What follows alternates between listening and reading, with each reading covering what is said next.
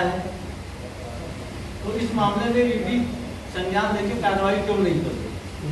Supreme court की ruling के बाद यह आवश्यक हो जाता है कि सुप्रीम कोर्ट के निर्देशों का पालन किया जाए, लेकिन निजी चिकित्सा महाविद्यालय और सरकार की मिली भगत से गरीब छात्रों के भविष्य के साथ खिलवाड़ होता है।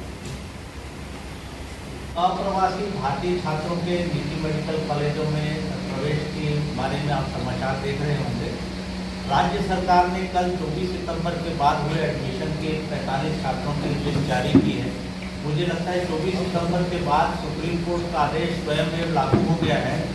इन भर्तियों को रद्द करना चाहिए, नए सिरे से नोटिफिकेशन महाधिवक्ता की राय के अनुसार जारी होना चाहिए और जो वंशावली सुप्रीम कोर्ट द्वारा बताई गई है उसके अनुसार अप्रवासी भारतीय छात्रों के एडमिशन होने चाहिए।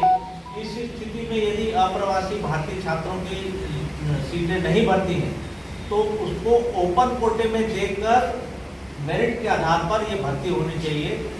छत्तीसगढ़ प्रदेश कांग्रेस कमेटी का चिकित्सा प्रकोष्ठ ये मांग करता है कि सुप्रीम कोर्ट के आदेश के अनुसार यदि भर्ती नहीं होती तो हर स्तर पर पालकों और छात्रों के साथ इसका विरोध किया जाए। चाहे इस बारे में तो मैं उत्तर दे पाऊँ। छत्तीसगढ़ में किसी भी प्रकार की काउंसलिंग कभी इतने विवाद में नहीं रही है।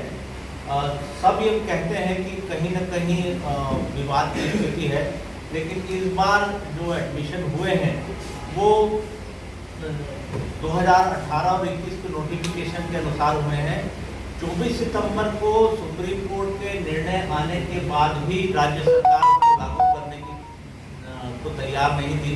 ये जब कांग्रेस कमेटी के चिकित्सा प्रकोष्ठ की तरफ से उच्चतम स्तर तक पत्र लिखे गए और सुप्रीम कोर्ट के निर्णय का हवाला दिया गया, तब सरकार दबाव में आई, ये नोटिफिकेशन जारी हुए, महाधिवक्ता की राय 16 अक्टूबर को आई, उसके बाद भी इसको लागू करने को तैयार नहीं। मुझे लगता है कहीं न कहीं किसी भी स्तर पर भ्रष्टाचार है और स्वास्थ्य विभाग ढील हवाला कर रहा है, तो अपने आप में संदेह के घेरे में है। मुझे लगता है कि इसमें मीडिया का दबाव काम आया और अभी जो दिक्कतें हो रही हैं नोटिफिकेशन जारी नहीं होने से और रक्त की वंशावली जो होनी चाहिए, क्लोज रिलेटिव जो होना चाहिए, वो नहीं जारी हो रहा है। हम ये भी मांग करते हैं कि जिन बैंक के स्रोतों से विदेशी मुद्रा आई है अप्रवासी भारतीय छात्रों के लिए, उस स्रोत की भी जांच होनी